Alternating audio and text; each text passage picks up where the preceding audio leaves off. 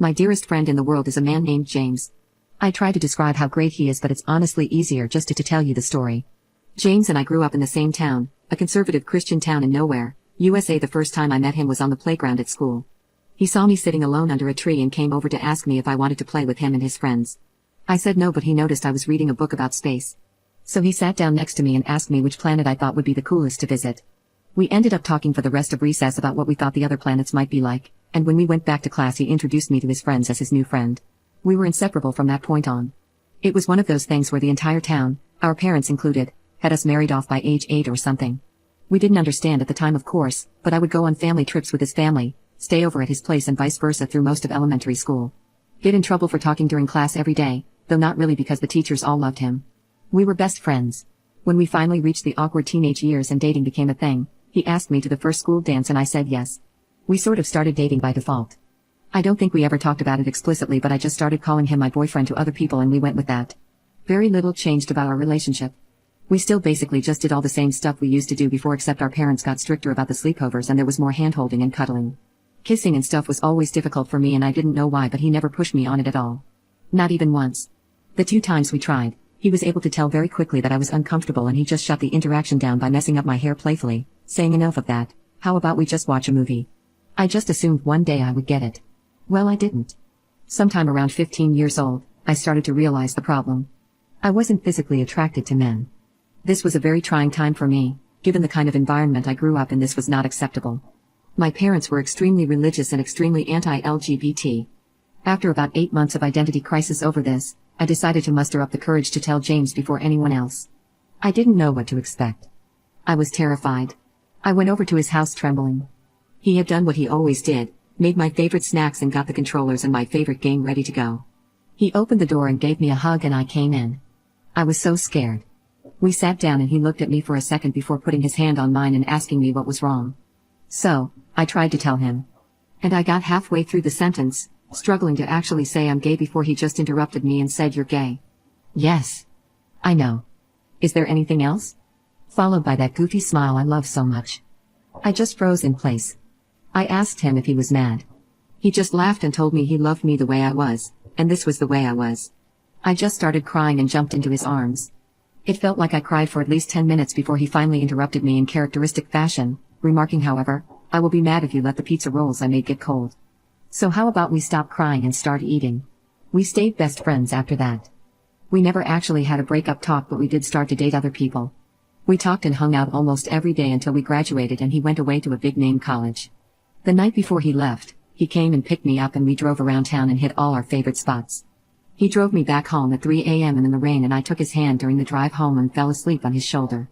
I remember wondering then for a moment if I should just marry him anyway. But he was going away to college, and I'm not attracted to men, so it probably couldn't work no matter how I felt about him. He promised to stay in touch, but I didn't know if that would happen. Well, it did. Obviously it wasn't like before, but he made sure to call me every week just to check up on me and see how things were going.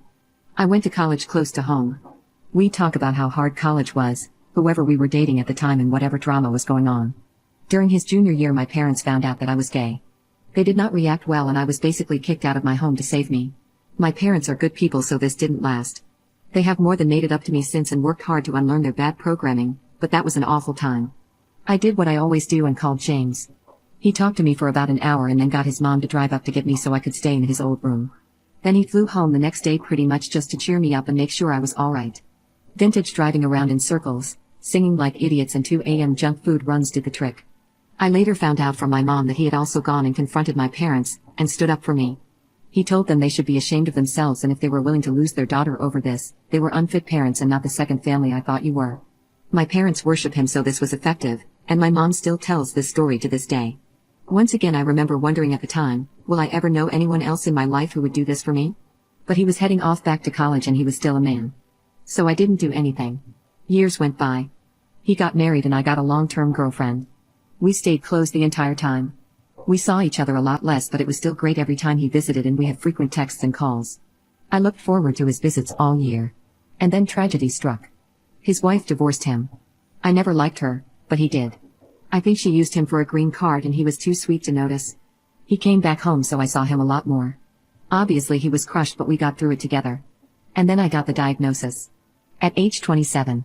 Cancer. Decent chance of survival, but I had to start treatment right away. This experience changed me and my outlook on life more than anything else that's ever happened to me combined. At first, everyone was there for me. I was getting visitors daily, friends, family, everyone. But as the weeks turned into months, it all stopped. Most people, even my friends, started coming once a week, then once a month. Then many not at all.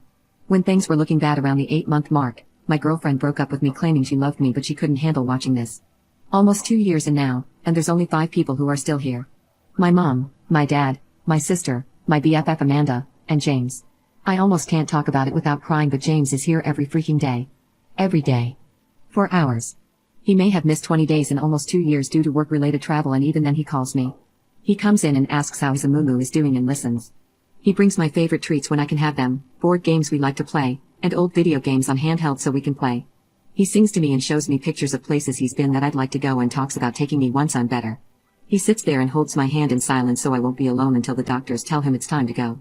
Then he does it again the next day. I've never seen him cry or show any sadness. If I even casually say something like if I get better he'll immediately interject, when you get better. He just won't give up on me.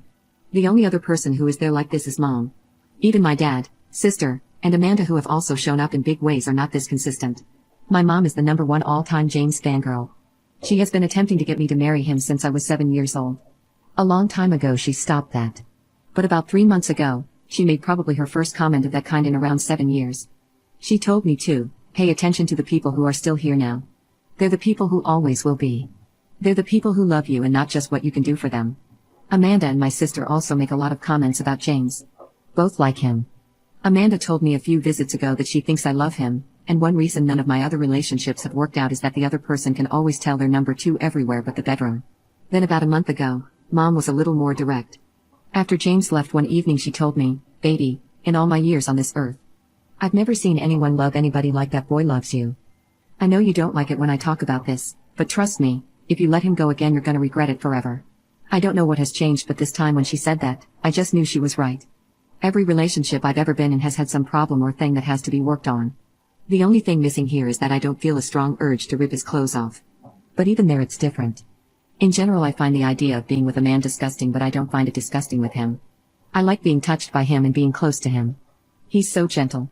Lately I even find myself fixating on his lips and daydreaming about kissing him. I think overall, of the people I've known in my life, I would be happier with him than with anyone else, and it isn't close. Now the big problem is the cancer. Honestly, I'm not really on the fence about this anymore. If I survive, I want to be with him. I am getting better and the doctors are hopeful. But I am not sure if I should tell him now, or not. I want to tell him so bad. I want him to know how much I love him. Lovers have come and gone for both of us. But every time I close my eyes and think about times I've felt truly loved, understood and accepted, it's always his smiling face I see. When I think about times I felt warm and safe, it's his arms I feel wrapping around me like a warm blanket just my size, his voice I hear saying "Don't worry Amumu, it'll be alright," or cracking some silly joke. I want him to know that I want him with me, by my side forever. There's nowhere I'd rather be than wherever he is, doing absolutely anything. Cuddling up on the couch making jokes about stupid movies, playing our favorite video games, talking about life till 2 a.m., driving around in circles while he sings boy band songs like a goofball. I don't care as long as he's there, too. I want him to know that if I survive this, we will be together. That's what I want. That's all I want. He's all I want. But I am scared to tell him, because I don't know what's going to happen.